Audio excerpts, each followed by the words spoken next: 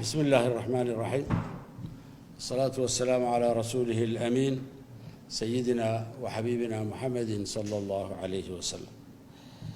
مالي وناكسن تدوينها ودن كينا دمانتي مالي وناكسن ماشا الدونتان هدا جوكتان جيبوتي إيو مقالوين كالكلاء قبل لدينا وحا عن هالك الأسو جوكسة دي مانتا inaan isla waranno in aan ka waranno xaaladda dalkeenna in aan sheegno dagaalka aan kula jirno cudurka COVID-19 ee adduunka ragaadiyey ee adduunka xidhxidhay ee kumanyaal kun boqolaal kun oo qof ay ku dhinteen in aan dawalow la yahay in aan ka waranno habka aan u galnay dagaalkaasi halka aan joogno halka aan ku soconno waxa aan damacsanahay inaan gaadhno oo ah inaan ka badbaadno cudurkaasi waxa ogtihiin in ay ilaa hadda laba qof ay ku geeriyootay raximahumullah waxa aan ka badbaadinayna dad badan inay jiraan dadkaasina ay dhakhtaradii ka soo baxeenna waa wax jira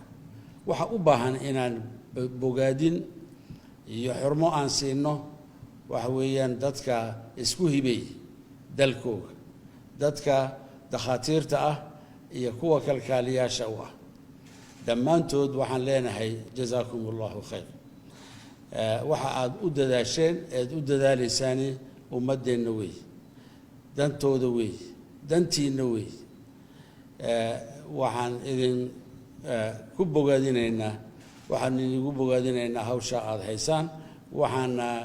idinku dhiirinaynaa inaad halkaa ka sii wadaan ilaa inta aan ka gaadhayno inaan ka cirib tirno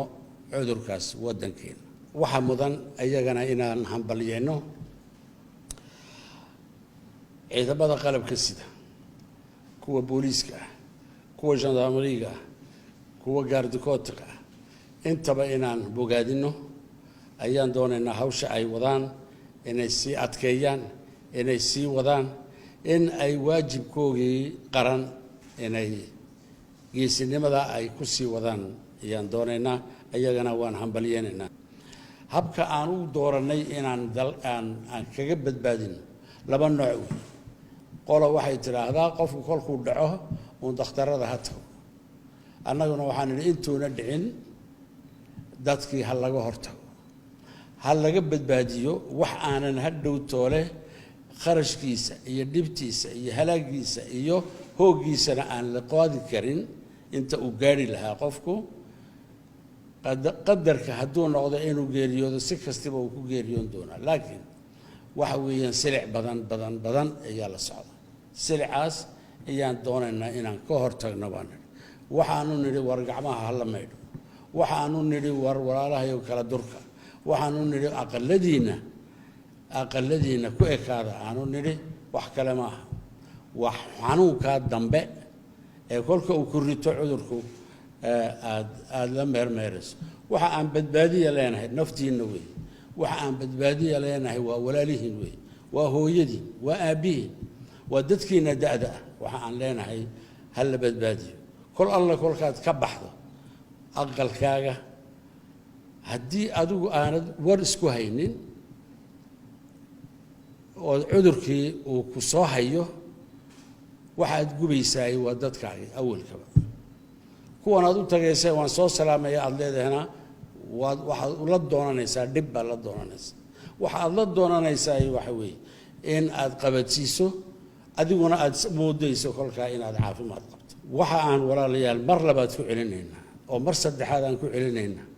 in aan joogsada guryihiina ku ekaada annagu wixii ay waajibkeenna ah waan qabanaynaa 2 toddobaad waxaan leenahay waan guulaysanay 2 toddobaad hawsha aan galnay weli fara kama caddo in aan hore u sii wado in aan guryaheenna ku ekaan in aan dadka kala durugno ayaa loo baahan yahay shaqaalihii bay noqotay shaqaalahana waxaan leenahay toddobaadkan soo socda haddii alla yidhaaho waxaan damacsannahay inta ugu dhibaato badan ee ah dadka shaantiyada ka shaqaynaya in aan saacado loo sii daayo inay shaqeeyaan wayaan yeeli doonaa haddii alla yidhaaho intaa ka hor waxaan leenahay waxaan ku celcelinayaa walaalahayow joojiya socodka joojiya intii joojisay ee guryahooga ku egna waxaan leenahay hambalyo waxa aad qabanaysaani wax weyn weeye naftiinana aad u qabanaysaan dalkana aad u qabanaysaan kuwa iyagu yacni maalkoogii keenay maalkoogii bixiyey iyagana waxaan leenahay allah idinka abaalmariyo waxaan u haysanaa inay tahay hawl qaran inaad qabateen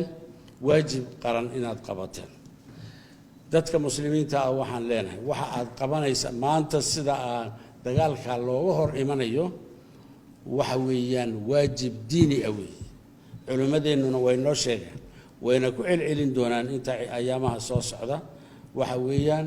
laba qof oo midna buko midna uuna bukin meel ha wada joojinina rasuulkeenna yidhi calayhi salaatu wasalaam walaalayaal waxa aan leenahay dadka reer jabuutiyow ma doonayna inaan gaadhno heer annagu dowlad ahaan aanan karaynba haddii toole inaan ka hortagno ama aan wax ka qaban dooni mayno waxayna ku xidhan tahay dadkeenna mar kalena waan ku celinayahay walaalayaal sidii aan intii na aqbashay ee waajibkooga samaysana waxaan leenahay hambalyo halkaa ka sii wada inta kalena waxaan leenahay joogsada xal kali ma jiro ilaa maanta waxaan dadaalkeennaa oo dhan u ahaa inaan ka badbaadino dadkeenna silica inaan ka badbaadino laakiin intii badnayd waa iniga arkaya way bogsanayaan dhowr cisho 10 cisho 14 cisho markay ku jiraan way soo baxayaan marka dib looga qaado waxa la arkaa inay bogsadeen konton meelaha way gaarayaan iminka inta bogsatay kuwaana waxaan u rajaynaynaa inay ogaadaan sida ay wax u socdaan xaaladda aan ku jirno maanta kolkaan eegnay inaan toddobaad kale ama 10 cisho oo kale haddii alla yidhaahdo aan sii wadno fadhiga waxaanan rajaynaynaa inaan natiijooyin wanaagsan aan la kulmi doono waxa aan idinkaga tagayaa sii wada dagaalkaas aan ku wada jirno sidaan u dhannahay waana guulaysanaynaa in sha allahu tacaala